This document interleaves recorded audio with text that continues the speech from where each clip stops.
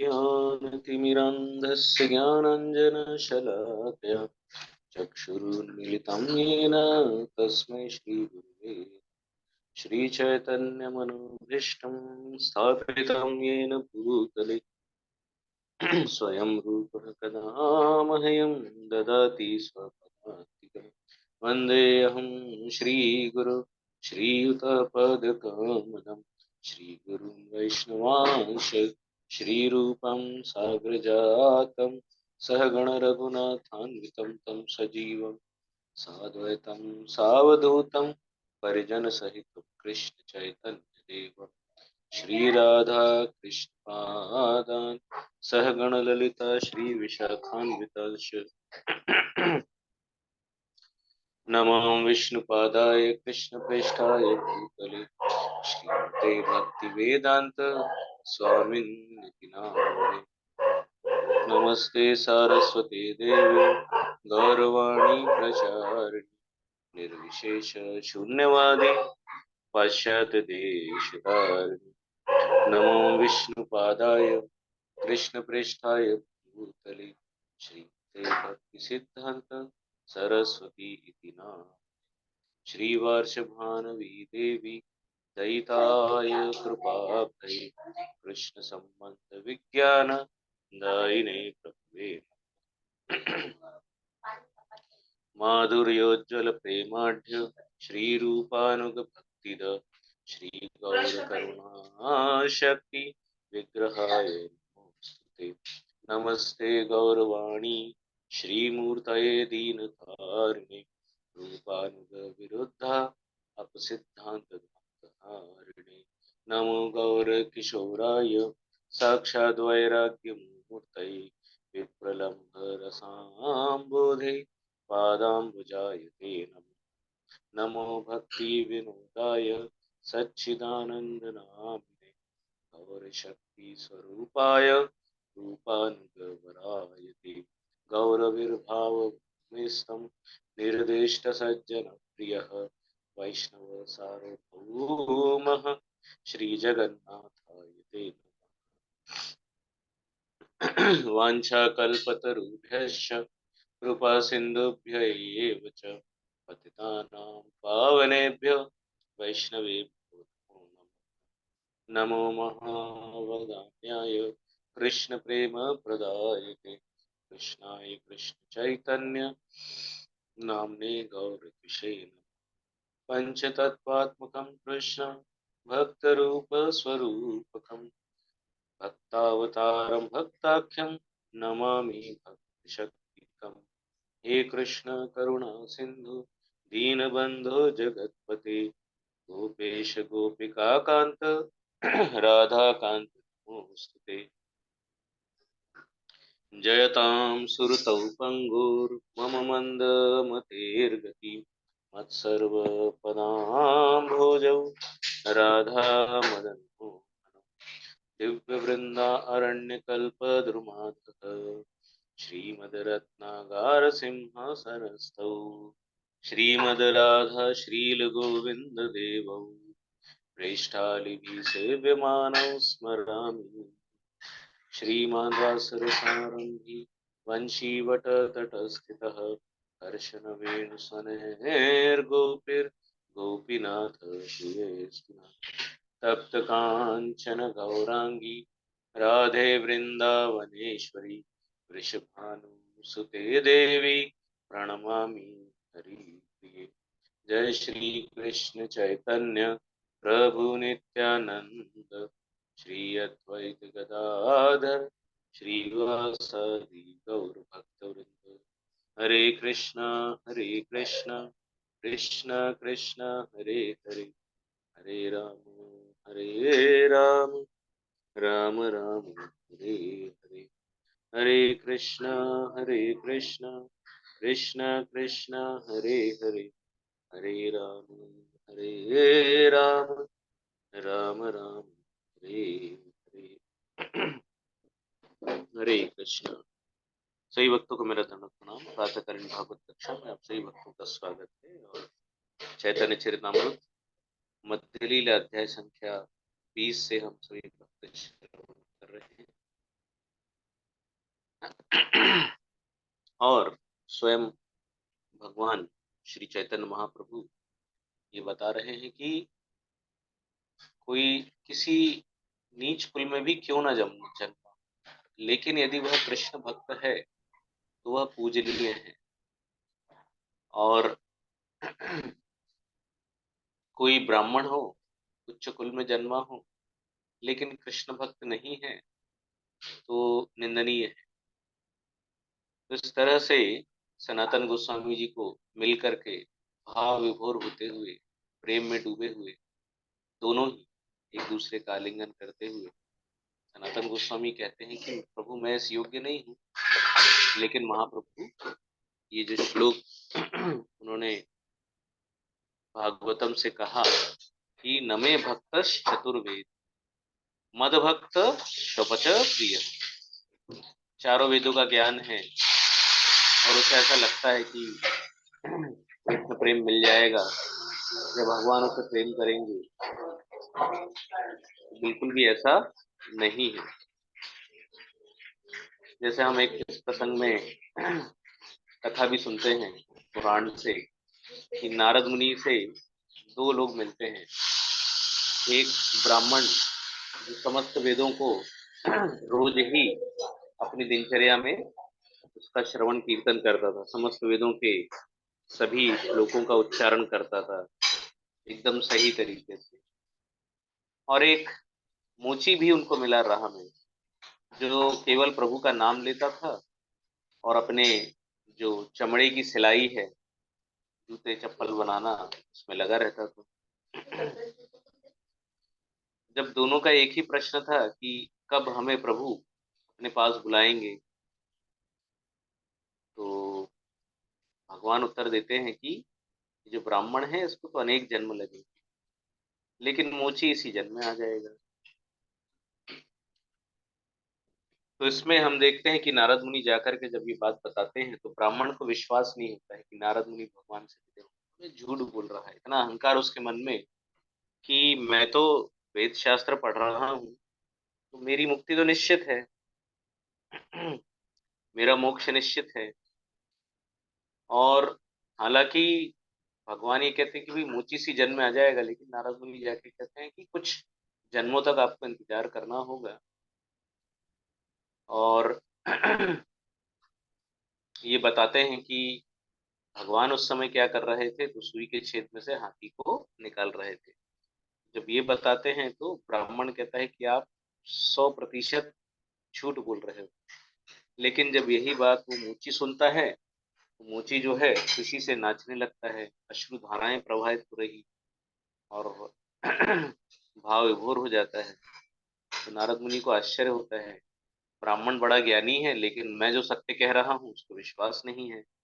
ये अज्ञानी है लेकिन इसे पूरा विश्वास है। विश्वास क्या, ये तो एकदम प्रसन्नता के मारे नाच रहा है। तो पूछते हैं भाई क्यों ऐसा? मूची उनको उत्तर देता है कि आप देखो मैं इस पेड़ के नीचे बैठा हूँ, ये बरगद का पेड़, इस पेड़ के प्रत्येक बीज में इतनी शक्ति है कि एक इतने ही बड़े पेड़ को ये जन्म दे सकता है। तो इतने से बीज में जब प्रभु इतनी शक्ति भर सकते हैं तो क्या सुई के छेद से हाथी को नहीं निकाल सकते? प्रभु के लिए कुछ भी करना असंभव नहीं है, सब कुछ संभव है। तो नारद मुनि समझ जाते हैं क्या अंतर है एक वेद पाठी ब्राह्मण में और एक शुद्ध भक्त में।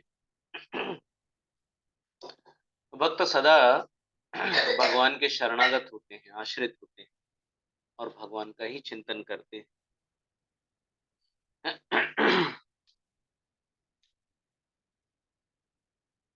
तो यदि कोई चंडाल परिवार में भी जन्मा है, लेकिन अगर भक्त है तो भगवान उसे बहुत प्रेम करते हैं। परिस्थितियां चाहे जैसी भी, राजा हो, रंक हो, उच्च कुल का हो, निम्न कुल का हो।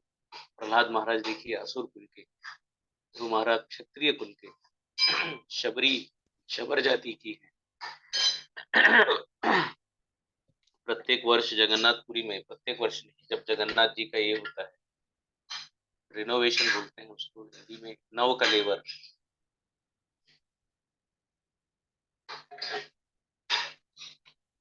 तो जो पेड़ लेकर के आते हैं, दारू, दारू ब्रह्म बोलते हैं उनको, दारू यानी पेड़ की लकड़ी, तो जिससे उनका विग्रह निर्माण किया जाता है वो शबर जाति के लोग ही लाते हैं। उनकी सेवा भगवान स्वीकार करते हैं। शबर जाति यानी जो जंगल में रहते हैं आदिवासी। अब आदिवासी क्या, उनका खान पान क्या है, तो जो जंगली जानवर हैं, तो उस जाति को तो हम निम्न मानते हैं। ब्राह्मण जो हैं शाकाहारी, भगवान को भोग लगाने वाले, प्रसाद ग्रहण करने वाले, तो कोई ऐसा भेदभाव नहीं है।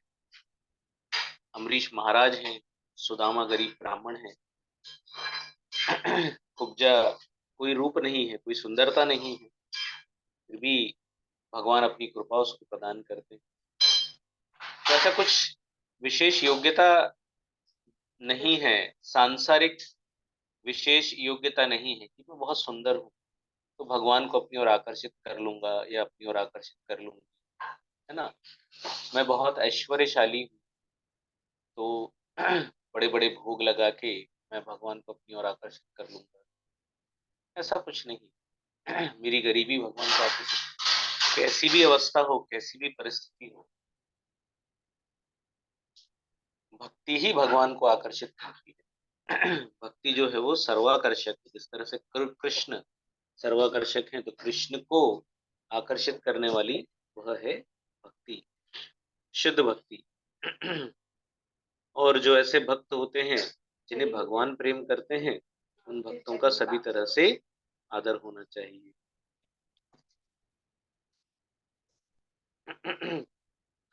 यह श्लोक सनातन गोस्वामी द्वारा संकलित हरि भक्ति विलास में आया है।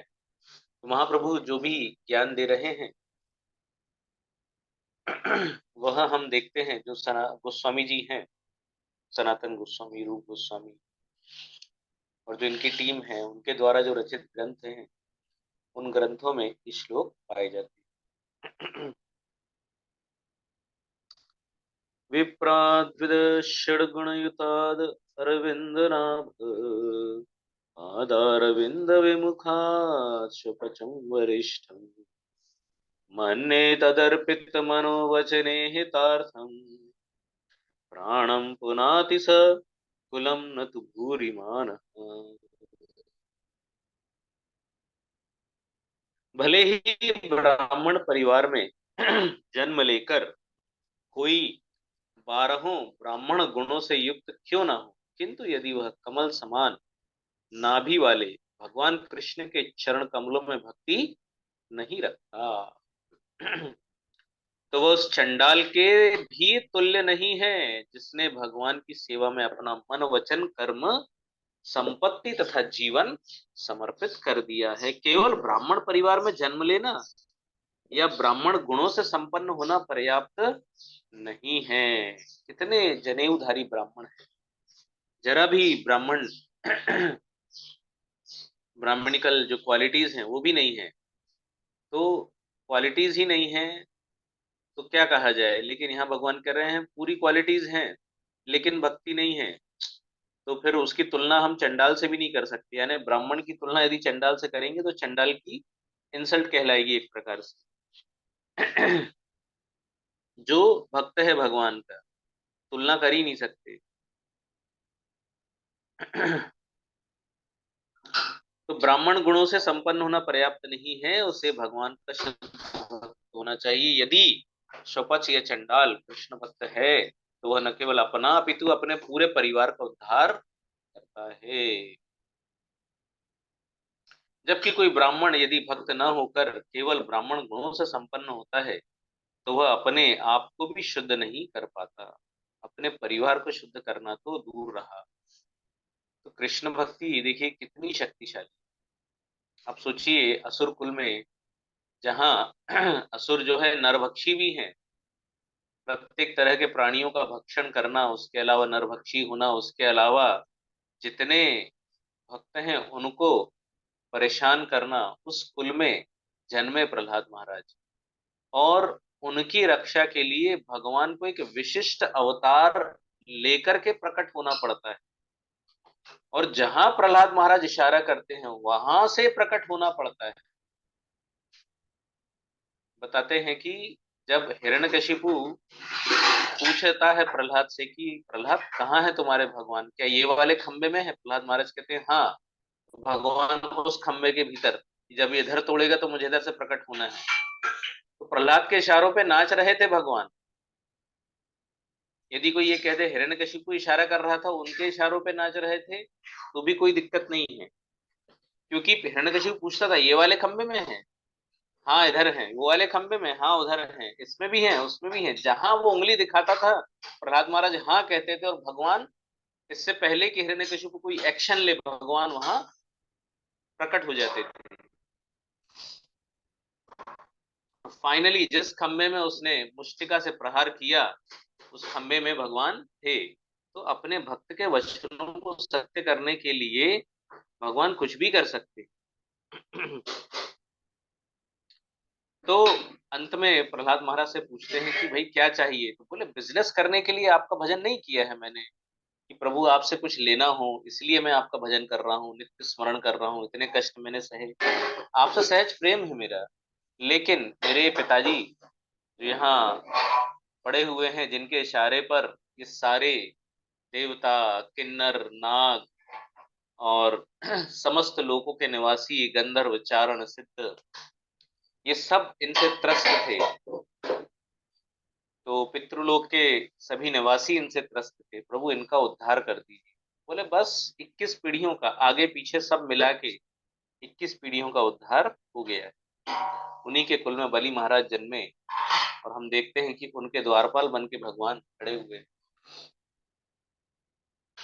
तो इस तरह से किसी भी कुल में हो, यदि कृष्ण भक्त है तो अपने आप को ही नहीं, अपने पूरे कुल को अनेक पीढ़ियों तक, पितरुओं तक को वो तार देते। कोई नरक में है तो उसका प्रमोशन हो जाता है, पितृलोक में है तो प्रमोशन हो जाता है, जो जहां है। तो एक व्यक्ति के भक्ति करने से कितना लाभ होता है, उसके संपर्क में जो आए उनको लाभ होता है, उनको दर्शन जो करे उनको लाभ होता है। तो इस तरह से ब्राह्मण हो लेकिन भक्त नहीं है तो कोई फायदा नहीं। जैसा कि कल अंत में माता जी ने बताया कि जय द्विज पत्नी गण, जय नाग कन्या। द्विज पत्नियां क्या क्वालिफिकेशन था, पढ़े लिखे तो नहीं उस समय, तो ऐसा कोई फीमेल जो है उनकी शिक्षा के लिए कोई गवर्नमेंट बहुत बड़े बड़े प्रोजेक्ट तो नहीं चलाती थी कि इनको शिक्षित किया जाए, 100% एजुकेशन हो जो फीमेल चाइल्ड है, गर्ल चाइल्ड है, ऐसा तो कोई योजना नहीं चलती थी। तो जो भी एजुकेशन है उनको उनकी माता से मिलता था। और क्या एजुकेशन मिलता था? होम साइंस, घर परिवार कैसे संभालना है, पति को कैसे खुश रखना है, बच्चों को कैसे पालना है, इतना ही उनको ज्ञान मिलता था। अब ये भगवत भक्ति का ज्ञान कैसे मिला? तो कृष्ण नाम सुनकर के जिनका हृदय नहीं पिघला, तो उनकी सारी योग्यता व्यर्थ है।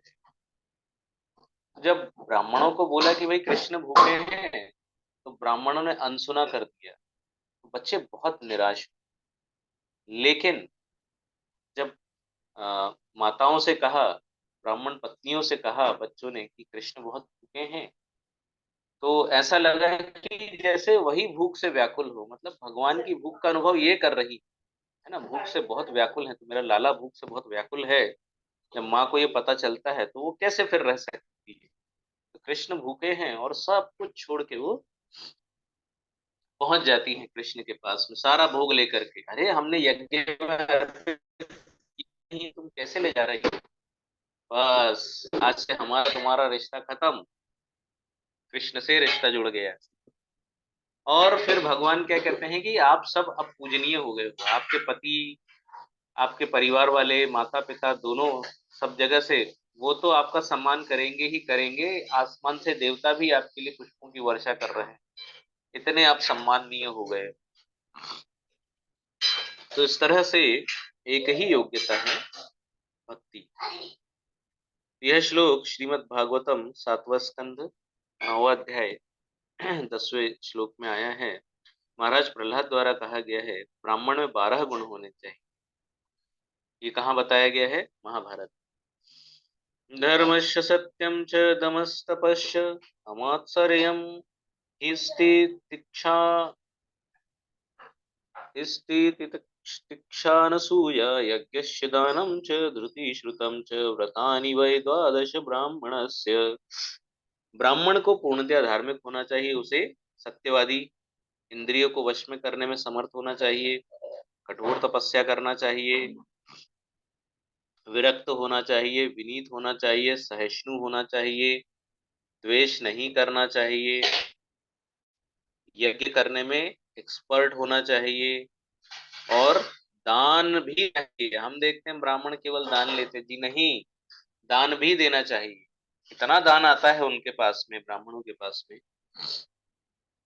तो उसको क्या होना चाहिए, जितनी जरूरत है, आवश्यकता है, उतना ले, लग्जरी नहीं स्वीकार करना चाहिए, और बाकी जो है दान में दे देना चाहिए। भक्ति में दृढ़ होना चाहिए, वैदिक ज्ञान में निपुण होना चाहिए। तो आपने यदि काउंट किया हो पहले से लेकर के अभी तक, तो 12 गुण हो गए। अच्छा, न केवल महाभारत में, भगवत गीता में भी भगवान कहते हैं शमोदमस तपः शौचम शांतिर आर्जवमेव च ज्ञानम विज्ञानम आस्तिक्यम ब्रह्म कर्म स्वभावजम। तो क्या क्या है, शांति प्रियता,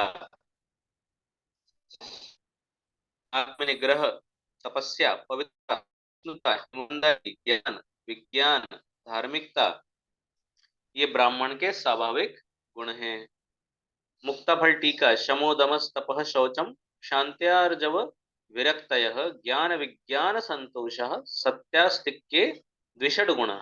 ये जो संतोष नाम आया है, संतोष शब्द आया है, संतोष शब्द से पता चलता है कि भाई आपके पास यदि ज्यादा धन है, कम से कम में संतुष्टि कीजिए और बाकी का दान कीजिए। तो इस तरह से ब्राह्मण के 12 गुण गिनाए गए। तो पुनः महाप्रभु जो हैं ग्लोरीफाई कर रहे हैं, उनकी महिमा गा रहे हैं, भक्त की महिमा गा रहे हैं, या सनातन गोस्वामी जी उनकी महिमा गा रहे हैं। तोमा देखी तोमा स्पर्शी गाय तोमार गुण सर्वेंद्रिय फल ए शास्त्र निरूपण। श्री चैतन्य महाप्रभु आगे कहने लगे, अरे तुम्हें देखकर, तुम्हें स्पर्श करके, तथा तुम्हारे दिव्य गुणों का गान करके कोई भी व्यक्ति इंद्रिय के सारे कार्यों के उद्देश्य को पूर्ण बना सकता है। यह प्रामाणिक शास्त्रों का निर्णय है, जो हम कहते हैं षड गोस्वामी अष्टकम में, वंदे रूप सनातन रघुयुगौ श्री जीव गोपाल को। है समस्त गोस्वामी जो है, मार्केट गोस्वामी, पूरी टीम का हम क्या करते हैं, गुणगान करते हैं, उनकी प्रशंसा करते हैं। तो प्रामाणिक शास्त्र ये कहते हैं भाई कि आपको देखकर, स्पर्श करके, और जिन्हें ये अवसर नहीं मिल रहा है, अब हम नहीं देख सकते हैं, तो हम उन्हें स्पर्श नहीं कर सकते हैं, तो हम उनके दिव्य गुणों का गायन कर सकते हैं,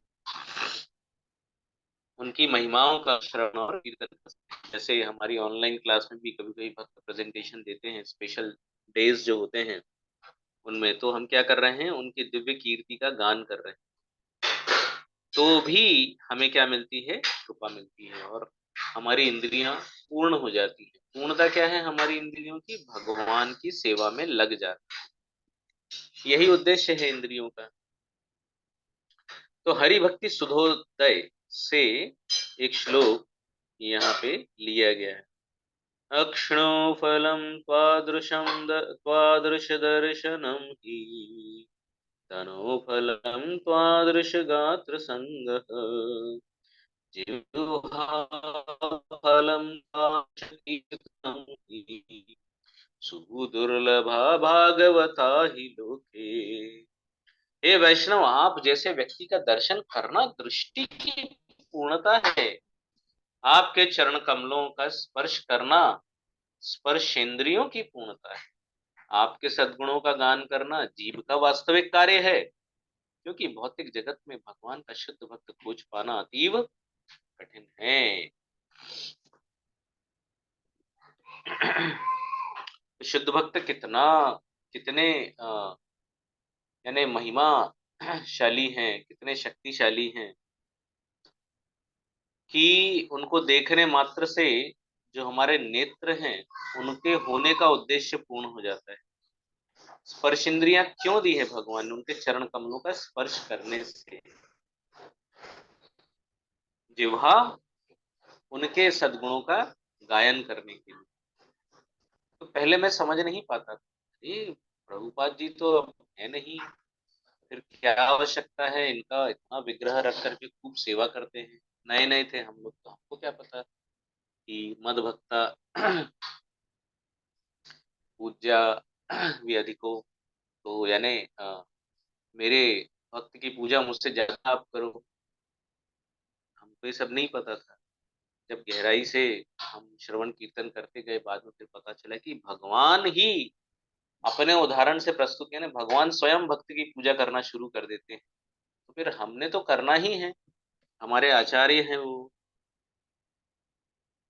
तो इस तरह से जब हम मंदिर में जाते हैं तो प्रभुपाद जी का सुंदर विग्रह वहां स्थापित होता है और उनको दर्शन करने का हमें अवसर मिलता है। अब नहीं रखेंगे भक्त तो हमें कैसे अवसर मिलेगा? फिर हम कैसे कृपा प्राप्त पात्र बनेंगे? तो कितना संघर्ष किया उन्होंने अपने जीवन। तो हम दर्शन करने का लाभ उठाते हैं। और भक्त कितने दयालु हैं, क्या व्यवस्था करते हैं, गुरु पूजा करते हैं। तो जब हम गुरु पूजा करते हैं, प्रभुपाद जी की पूजा करने का अवसर मिलता है, उनको पुष्प अर्पण करने का अवसर मिलता है, उनके संग जो है नाम जप करने का अवसर मिलता है, कितनी सुविधाएं हमको भक्तों ने प्रदान की। तो जैसा कि भगवान यहाँ कह रहे हैं, तो हमें दर्शन लाभ भी मिलता है। और प्रभुपाद लीलामृत के माध्यम से, कभी कभी भक्त जो हैं उनके माध्यम से हमें उनके जो सद्गुण हैं उनको श्रवण करने का भी अवसर मिलता है। तो भगवान के शुद्ध भक्त बहुत आसानी से नहीं मिलते, इसीलिए हमें वैल्यू प्रोवाइड करना चाहिए। तो वाणी संग मिले वाणी संग करे, वपु संग मिले वपु संग करे। एत कही कहे प्रभु सुन सनतन, कृष्ण बड़ दयामय पतित पावन। तो श्री चैतन्य महाप्रभु ने आगे कहा कि सनातन कृपया मुझसे सुनो, कृष्ण अत्यंत दयालु हैं और सभी पतित आत्माओं के उद्धारक हैं। मतलब कोई आवश्यकता नहीं ना भगवान को ये धराधाम पे आने की, भौतिक जगत में आने की। लेकिन सारी व्यवस्था करते हैं भगवान किसके लिए? पतित जीवों के उद्धार के लिए। और जो इसमें सहायक बनता है ना, जैसे भगवान कहते हैं निमित्त मात्र भव सव्यसाची। मैंने सारी व्यवस्था कर दी है, सिर्फ आपको क्या लेना है? क्रेडिट लेना है बस। मैं आपको क्रेडिट देने के लिए ही यहाँ आया हूँ। तो आपको सिर्फ क्रेडिट लेना है, आपको सिर्फ श्रेय लेना है। युद्ध आपने जिताया है, ऐसा श्रेय आपको लेना, बाकी सब व्यवस्था कर रखी है। ऐसे ही यहाँ प्रचारक को कह रहे हैं, भाई प्रचार करो, आपको सिर्फ श्रेय लेना है, सब कुछ व्यवस्थित कर रखा है। ग्रंथ लिखे हुए हैं प्रभुपाद जी ने, आपको सिर्फ बताना है लोगों को कि ये ग्रंथ पढ़िए, महामंत्र दिया हुआ है, आपको सिर्फ लेने के लिए प्रेरित करना है। कोई आपसे मिले तो एक माला दो माला उससे जपवाने की कोशिश कीजिए। भगवत गीता के श्लोक दो श्लोक उसको पढ़ने के लिए प्रेरित कीजिए। भगवत गीता दीजिए, अन्य ग्रंथों को दीजिए। तो सब कुछ व्यवस्था कर रखी है, आपको सिर्फ श्रेय लेना है बस। तो भगवान बहुत दयालु है और हमेशा प्रयासरत रहते हैं कि ये जो बद्ध जीव है, ये जो पतित जीव है, पतित यानी ऊपर से नीचे गिरना, पतन हो जाना। तो आध्यात्मिक जगत ऊपर है और भौतिक जगत नीचे है, उजाला अंधकार। तो हम आध्यात्मिक जगत से गिर के यहाँ आ गए हैं। कब से गिरे हुए हैं आगे बताते हैं प्रभु।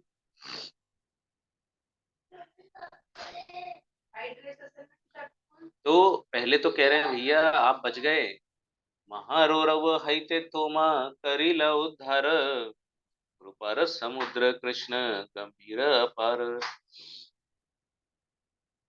अरे ये सनातन, बहुत भाग्यशाली हो तुम, बच गए। कहाँ से बच गए? नरक से बच गए तुम। कौन सा नरक?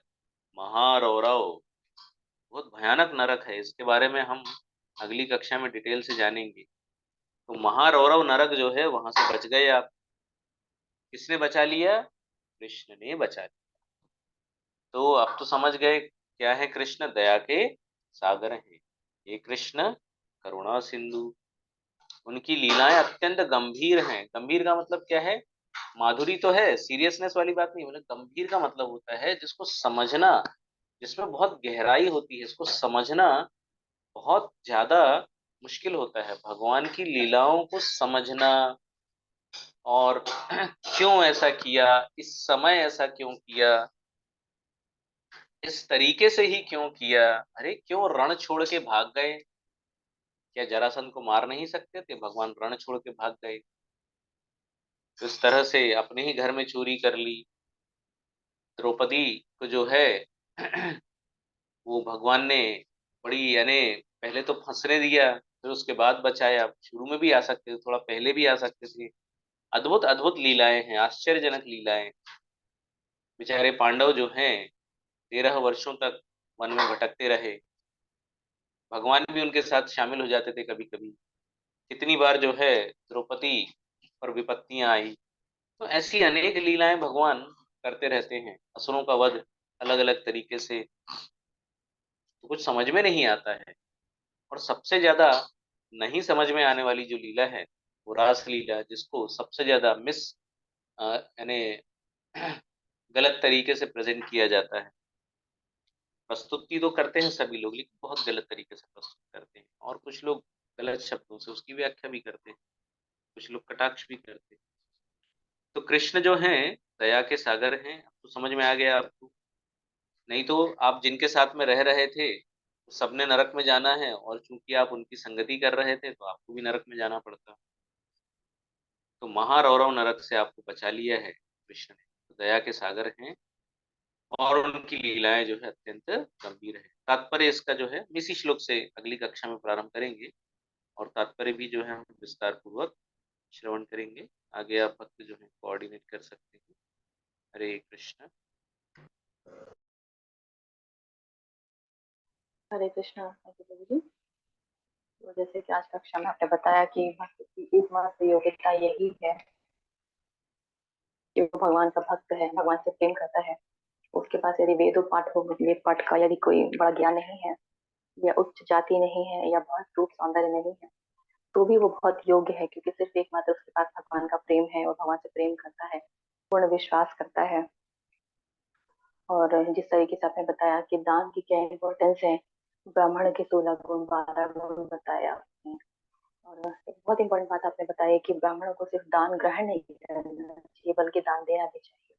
विद्या का दान, भगवान के प्रेम का दान, सही ज्ञान, जो समाज के पास में लगभग विलुप्त हो गया है, और दिखावे की ओर हमारा समाज चला जा रहा है। कल ही मैंने एक बहुत ही इम्पोर्टेंट चैप्टर पढ़ा था भागवतम से, जिसमें ब्राह्मणों के हिस्से का दान भी नहीं हमें लेना चाहिए। वास्तव में हमें किसी के हिस्से का भी दान ग्रहण नहीं करना चाहिए। गृहस्थों का ये बहुत मुख्य कर्तव्य है कि गायों के, कुत्तों के, आसपास के जीवों के, चींटियों के, सभी के हिस्से में कुछ ना कुछ भोजन पहले दे, फिर बाद में वो ग्रहण करे। लेकिन आजकल हमारी दिनचर्या में, भागम भाग की जिंदगी में, हम इन सब बातों को बहुत पीछे छोड़ते जा रहे हैं। हम सबके हिस्से के जो दान है वो स्वयं ही ग्रहण कर रहे हैं, और इसलिए सबके हिस्से की जो तकलीफें हैं, प्रॉब्लम्स है, वो भी सब भी हमारे हिस्से में आ रही हैं। तो हम सभी का ध्यान रखें, हमारे आसपास के जीवों का ध्यान रखें, और सभी को भगवान की ओर बढ़ाएं। जैसे आपने बताया कि बहुत इंपॉर्टेंट है प्रचार करना, और भगवान ने सिर्फ हमें क्रेडिट देने के लिए बनाया है, बाकी हमारी योग्यता नहीं है। भगवान ने सब कुछ व्यवस्था पहले ही करके रखी है। हरे कृष्णा। थैंक यू प्रभु जी। बाकी अन्य डिवोटी शेयर कर सकते हैं। श्रीपाल प्रभु जी, कल आपने क्वेश्चन भेज दिया था क्या प्रभु जी को? यदि नहीं भेजा है तो आज टाइप करके भेज दीजिएगा। हरे कृष्णा और प्रणाम प्रभु जी। हरे कृष्णा और प्रणाम माता जी। आप सभी को प्रणाम। जी माता जी, नहीं भेज पाया था, मैं आज भेज दूंगा।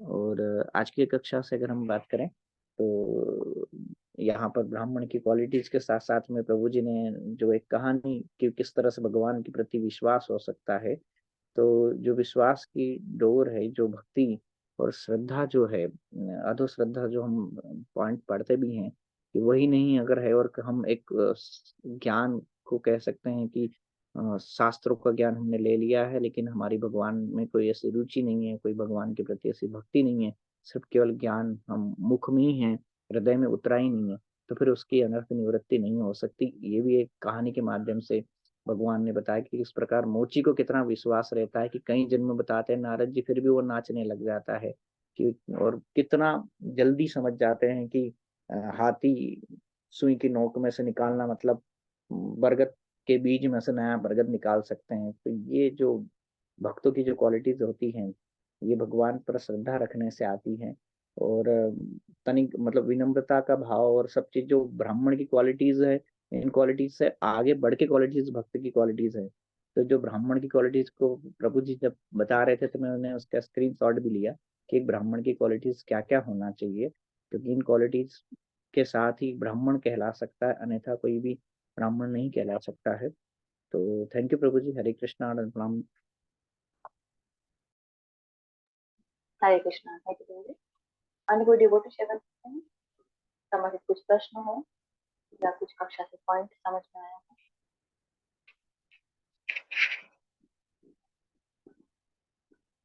अंजलि माता जी, बबीता माता जी, देशपाल प्रभु जी, दिव्या माता जी, हेमलता माता जी, ममता माता जी, मनीषा माता जी, निखिल प्रभु जी, संजय प्रभु जी, संतोषी माता जी, सरस्वती माता जी, उमा माता जी, दर्शन माता जी।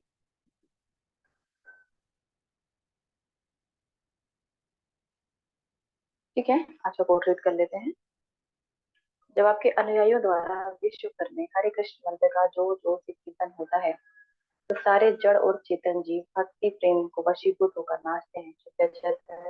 चैतन्यमृत अंतलीला 372। दसवां जब चाहे अपने इंद्रियों को सिकोड़ सकता है और जब चाहे उसे बाहर निकाल सकता है। शुद्ध भक्त की यही स्थिति होती है, जब वह चाहे अपने इंद्रियों को निग्रह कर सकता है और जब चाहे उनका उपयोग कर सकता है। इंद्रियां उसके नियंत्रण में होती हैं। सामान्य लोगों के समान वह अपने इंद्रियों के वश में नहीं होता। गोस्वामी का यही अर्थ है। हिमावती को पत्र 23 मार्च 1969। हरे कृष्णा। तो हम सभी धन्यवाद देते हैं प्रभु जी को। एक बार हरे कृष्ण से सभी लोग अनम्यूट कर लें। हरे कृष्ण हरे कृष्ण कृष्ण कृष्ण कृष्ण कृष्ण कृष्ण कृष्ण हरे हरे हरे राम कृष्ण राम कृष्ण हरे हरे, हरे राम राम राम हरे। हरे कृष्ण कृष्ण कृष्ण हरे हरे, हरे राम राम हरे हरे। हरे कृष्णा हरे कृष्णा हरे कृष्णा। हरे हाथ ऊंचा करने से प्रणाम करते हैं। हरे कृष्ण हरे राम राम राम हरे पवित्र राम हरे हरि बोल। हरे कृष्णा। प्रभु जी माता को प्रणाम।